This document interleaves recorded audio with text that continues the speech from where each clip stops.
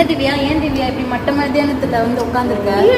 நீ தானே பிரியாணி எடுத்துட்டு வர. எங்க கல்யாணம்னா ஆசையா செஞ்ச பிரியாணி. யார் நீங்க செஞ்சதா? அம்மா செஞ்சது தானே? ஆமா. நம்பி சாப்பிடலாம் தானே? அடி வாங்குற. நீங்க கை வைக்கலன்னா சொல்லுங்க, நான் சாப்பிட்றேன் இல்லைன்னா சாப்பிட மாட்டேன். ஏய் நான் பண்ணலடி, எங்க அம்மா தாண்டி பண்ணாங்க. ஏன்டி இப்படி பண்ற? அவ்வளோ கிட்டையா? இவ வந்து யார்கிட்டயும் பேசிக்கிட்டு இருக்கா. பிரியதர்ஷினி உட்கார் பிரியா. கேட்டுதான் வாங்கிட்டு வந்தேன். சத்தியமா நீ ஹாஸ்டல்ல ஏறாம ஆரம்பிச்சு ஹாஸ்டல்ல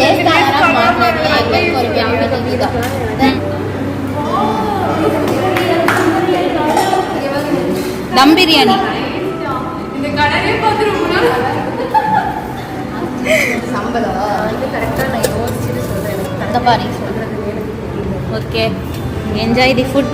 அவ்வளோ தைரியம் வேணும்.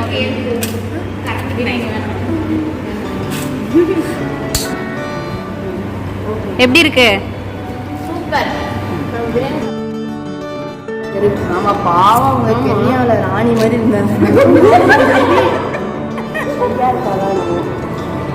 கூட்டிட்டு வந்து சென்னை வெயிட்ல அவங்க விட்டீங்க.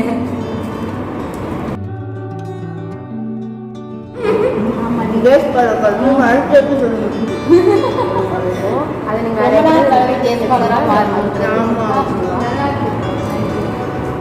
இலக்கியா இருந்தோமா?